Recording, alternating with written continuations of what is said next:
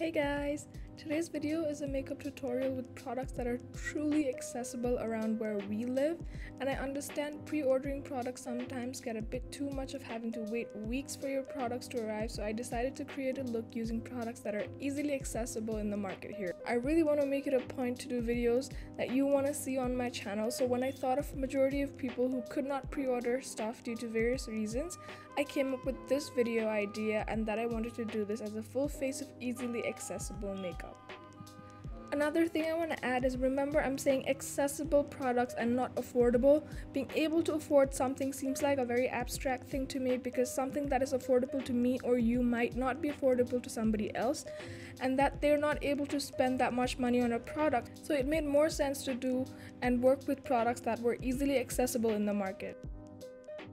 Remember, I always tell you that you do not have to use the same products I use, and this look can be created with any products that you have.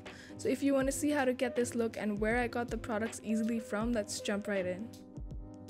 I'm going to start the look by using Garnier BB Cream as my base. This product is super accessible in any cosmetic store, or even the Bhatbhateni store has it. The only con, but a major one, is that it only comes in one shade, which is a bummer. I have a substitute for this BB cream and it's the Loreal Fresh Wear Foundation, and I found that it is easily accessible and the shade range is amazing. I'm going in with the BB cream with my fingers, and I find that it applies better with my fingers than with a tool. Here I'm just blending the BB cream with my blender so it looks more seamless on my skin.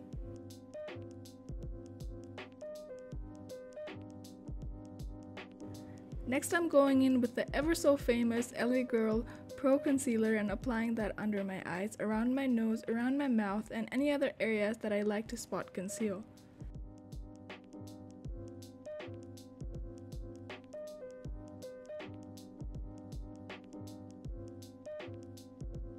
I'm going in with my blender again, and as you can see, I'm dabbing the blender onto my skin and not swiping it.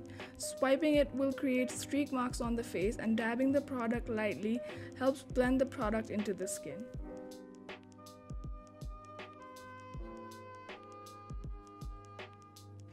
I'm going in with this e.l.f. setting powder and setting all the areas I concealed using this tiny concealer brush. I hadn't used this powder before, but it worked great to set my under eyes, and it made my under eyes really smooth, and it did last me about 6 hours without creasing, so A+ to that.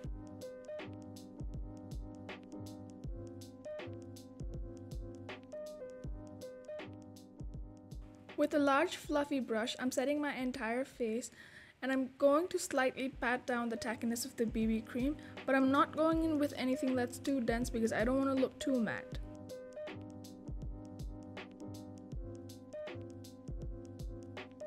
Next, using this Jordana sculpting stick that I got from Pretty Click, I'm carving out my cheeks ever so slightly. I like to sculpt out my cheeks, but I don't like the look of it when the contour is too hard, so I'm contouring very minimally.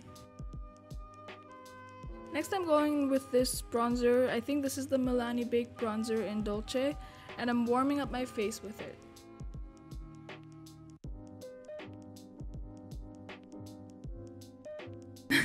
Next I'm going in with my bronzer on my 5 head, and I'm hoping that that is going to appear a little shrunk when I warm it up a bit. I wanted to go in with a blush, but I wasn't sure of the kind of lipstick that I was going to go in with, so I decided to put on blush in the end. With this cream highlighter from Jordana, again, I'm highlighting my cheekbones. I'm not going in directly with the product onto my skin because I really don't want that stripe of highlight there. Blending it with a blender or a finger helps me make it look more natural. I'm going in with my setting spray and spraying it onto my face before I apply my powder highlighter. I feel like doing this helps my highlighter last longer no matter how subtle it is. The highlighter I'm using is from Wet n Wild and it's called Precious Petals. I'm only lightly dusting the highlighter on the high points of my face, as this highlighter does have the tendency to go overboard than my own liking. Moving on to eyes, I'm using this brow pencil from Glambisque, which I truly love. I've been using it for over a year now, and it's really my holy grail status currently. I generally use it to fill in my brows, and it's such an easy and quick thing to work with. I just absolutely love it. Here I'm just curling my lashes with a lash curler, and I'm wetting my lashes for mascara. And for mascara, I'm going in with this black tube of Lash Sensational from Maybelline. I like the pink tube that they have, but I like the wand of this more. And I enjoy how it's shaped like a cone. That really helps me gain that length and volume I want in my lashes.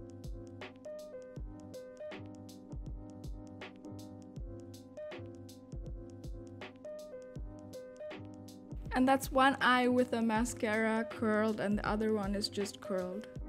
Okay, then I'm risking all that I've done and I'm going in with an eyeliner pen. This one is from Florelle and I got it from Bhatbhateni, and I'm trying to draw a winged liner. I absolutely cannot do a winged liner to save my life, and you'll see how bad I'm at it. Here I'm just trying to figure out if both my wings are equal, and I'm laughing at how unequal and bad my liner looks. I'm trying to save the look by correcting any areas that look wonky and hoping like using a concealer would make this look somewhat decent. Here I'm just removing the lip balm that I put on my lips before putting on my makeup so I can go in with my lip liner and lipstick. I'm going in with LA Girl's lip pencil in the shade Sugar and Spice, and I believe I'm topping that off with Wet n Wild liquid lipstick in Give Me Mocha. This is honestly the most popular color in their range for a reason. It looks good for every skin tone. Lastly, I decided to go in with Milani Baked Blush in the shade Rose d'Oro. And I'm mixing that with literally 2 dabs on the pan of Glambisque Blush in 01 to keep things neutral.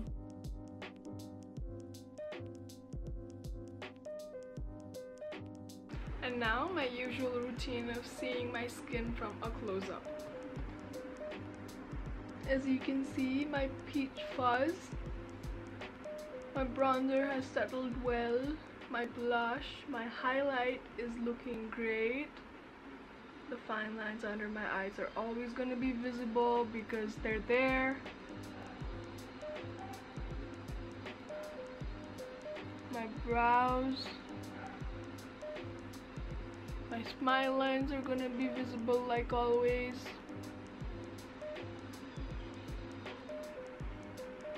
The texture.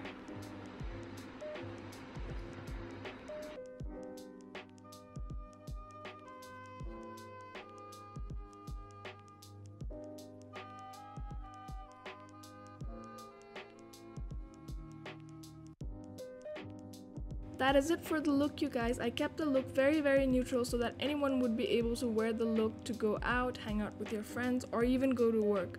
But that completes this video, guys, and I hope you guys enjoyed it.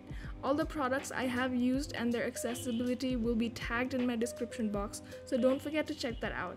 Thank you so much for watching. Please subscribe if you haven't already, and I will see you guys in my next one. Bye!